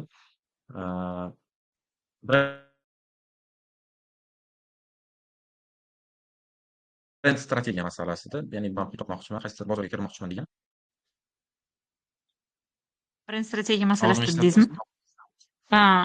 Oxirgi gapingizni eshitolmay qoldim. Brend strategiya, biznes strategiyasi masalasida. Misol uchun, brend shunaqa nima holat bo'lib qoldiki, brend strategiya biznes strategiyasini o'zgartirib yuborishi mumkin. Shuning uchun birinchi biz brend strategiya bor degan narsa. Farhod aka ham shunaqa degandi. Lekin men o'ylashim qanaqaki, biznes strategiya degan narsa bilan kelib chiqiladi bu narsa. Ya'ni biznes necha pul topmoqchi, qanaqa kengaymoqchi, o'zi tayyormi bu narsaga degan narsadan kelib chiqilsa kerak degan fikr bor. Lekin boshqa mutaxassislar aytadiki, brend strategiya bor. Ya'ni brend hamma joyda gapirish kerak. O'sha biznes shu brenddan kelib chiqib, qanaqa brend qurmoqchiligimizdan kelib chiqib quriladi degan. Shu masalaga siz qarashingiz qanaqa? Ikkala holat ham to'g'ri. Siz aytgan narsa ham bor. Farhod aka aytgan narsa ham bor. Bozorga masalan bizga biznes keldida, mana hozir aytdim, yangi snack mahsulot bozorga chiqishi kutilyapti. Mana shu 26-yilda biz hozir shu brend strategiyasini, brendingga hamma narsasini qilib chiqdik. Qilyapmiz hali ozgina tugatmadik. Mana mahsulot qismi bilan hozir ishlayapti. Bu yerda bizga уже tayyor biznesi bor, kelishdi. Shu biznes bilan, shu nisha bilan ishlamoqchimiz deb kelishdi bu holatda. Va shunga biz bozorda to'g'ri chiqmoqchimiz deb aytishdi. Bozorda qanchalik hozir endi ko'p konkurensiya bo'lsa, shunchalik ko'p oldindan brend strategiyani qilishga harakat qilishyapti. Agar o'sha sohada juda ham ko'p igroq bo'lsa, o'yinchi ko'p bo'lsa, ya'ni siz qaysidir o'sha segmentda chiqmasangiz o'sha bo'lmaydi oldindan aniqlab. Baribir biznesga eng birinchi maqsad kengayish-ku. Farqi yo'q biznesga. Masalan, ichimliklar kategoriyasini oladigan bo'lsak, Pepsi'ni oladigan bo'lsak, yoki masalan Coca-Cola'ni oladigan bo'lsak,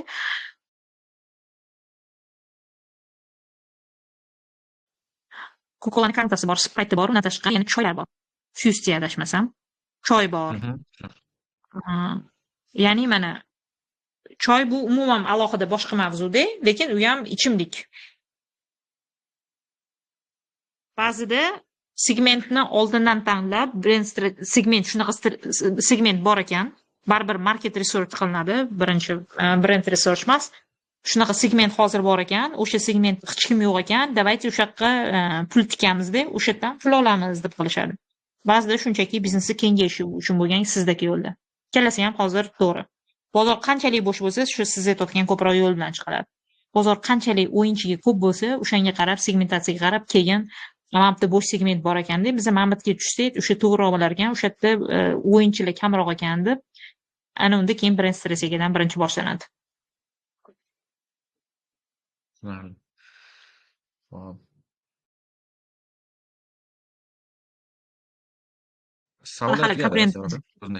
Juda ham ko'p to'lib ketmagani uchun hali o'zi hamma brendlarning o'zini hali to'liq brend pozitsiyasi yo'q bo'lgani uchun ham bizani bozor ozgincha bo'shroq. Shuning uchun bizda ko'pincha biznesdan boshlashadi. Tushunarli. O'zi marketing bo'limida ham post chiqdi 2026-yilda o'zi jahon bo'yicha ko'proq brendingga ishlashadi o'sha bu yog'iga. Marketing bo'limlarida yillik budjetda brendga kattaroq budjet ajratishdi deb. Shunaqa post chiqarishgandi yaqinda. Bo'lishi mumkin. Hop. Bu o'zingizni shaxsiy blogingiz adashmasam, to'g'rimi? Ha, bu shaxsiy blogim. Bu yerda faqat strategiya haqida yozaman, lekin ko'proq marketing haqida ham yozishimni so'rashyapti. Endi o'zimiz agentsiyada o'tirib gaplashib o'tirganimizda bolacha nimalarni hech kim bilmaydi deb qo'yishadi. Shu yerda endi strategiya haqida yozishga harakat qilaman. Hozir o'sha chetdagi ustozlarim bilan hamkorlikda ular ham meni savollarimga javob beradigan qilib, ular o'zini maslahatlarini ham qiladigan, shu blogda yozadigan qilib qilyapmiz hozir. Birga ular bilan birga shu kontent tayyorlayapmiz. Aytdim, O'zbekistonda bizda strategiya haqida o'zbek tilida ma'lumot yo'q. Endi shu kimdir baribir nimadir qilish kerak, o'zbek tilida yozishimiz kerak deb shunga qilishga harakat qilyapmiz. Zo'r. Bo'ldimi? Shuncha ham savol. Rostdan ham hammaliga slishkom zo'r tushunishdi yoki umuman tushunishmabdi. Savollarni izohlardagina berib bo'ldim.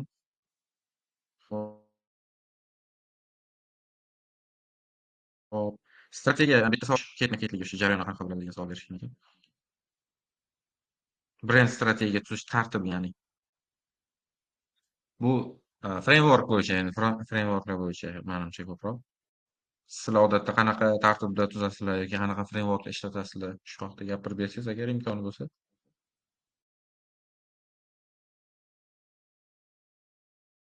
Tartib uchun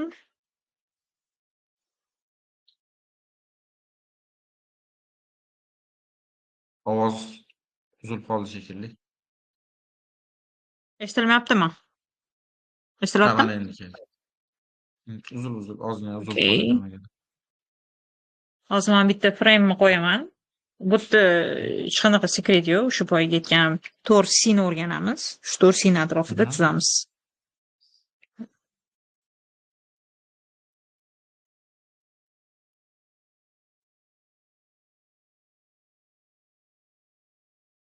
Shu 4 aspektni o'rgat. Lekin shu narsa borki, shu 4 aspektni o'rganib chiqqandan keyin qaysi biridan siz nima topasiz? Oldindan aytish qiyin. Shunisi bor.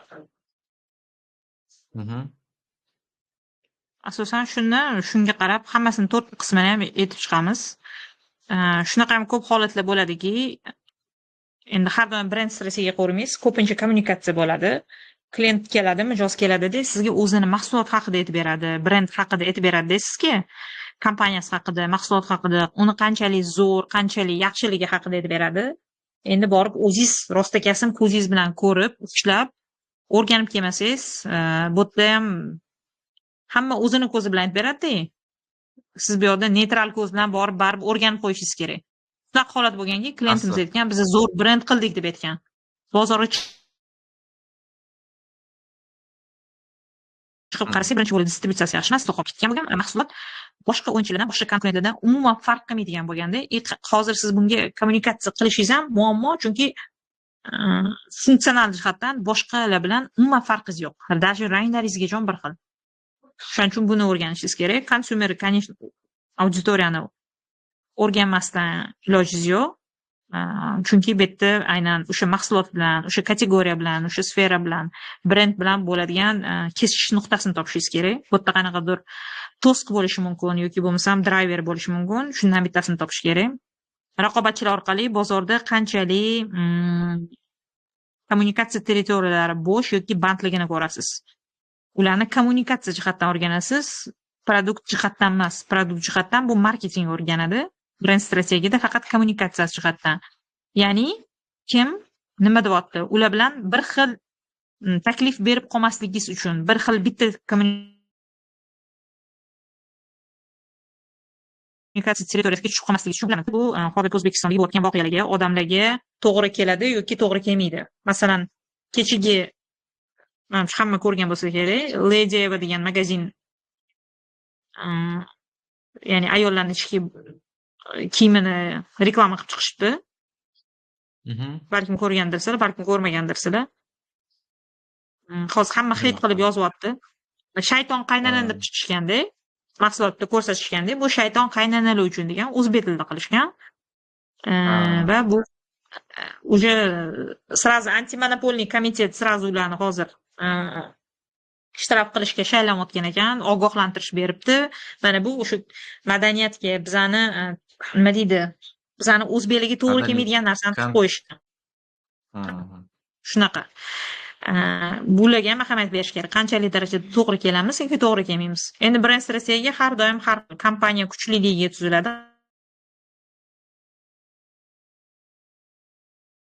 Qaysidir bittasi bitta lider bo'ladi. Kerak degan vazifa bilan chiqishadi. Ba'zida auditoriya bilan bog'liq qanaqadir muammolar auditoriyada to'siqlar bo'lishi mumkin, mahsulotga yoki anaqaga nisbatan. Masalan, Heinzda bo'lgan shunaqa mavzu.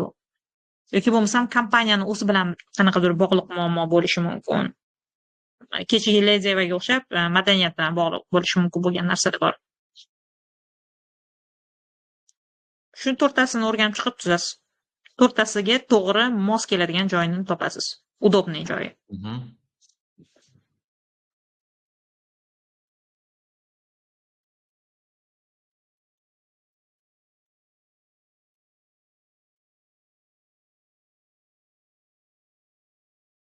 Xo'p. Sevara aka, Aytavering eshitaman. ovoz uzilib qoldi shekilli.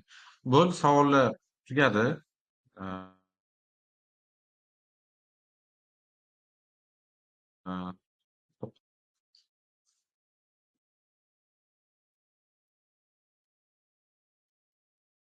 Nima siz oxirgi gapingizni eshitolmay qoldim. Savollarimiz tugadi. O'zi sizni ham ancha vaqtingizni olib qo'ydik deyman. 9 ga yaqinlashib qolibdi soat. 7 da boshlagandik. Endi rahmat hammaga vaqtini ajratib kelganlar uchun. Sizga ham kattakon rahmat. Sizlarga ham rahmat tashrif Hurmatli qilganinglar bo'lganinglar. uchun. Yana ko'rishamiz degan umiddaman. Rahmat Farruh. Hop. Sizga ham kattakon rahmat. Taqdimot agar tashib bersangiz, kanalga joylab qo'yamiz buni. Kanalingizni ham atmetga qilib ketamiz o'sha yoqda. Bo'ldi. Rahmat. Hop, rahmat Rahmat kattakon. Farruh. Jamoaga ham rahmat deb qo'ying. Rahmat. Kimdir qo'l Aynan. ko'taryaptimi? Ili yo'q, unaqa emaskan. Rahmat kattakon.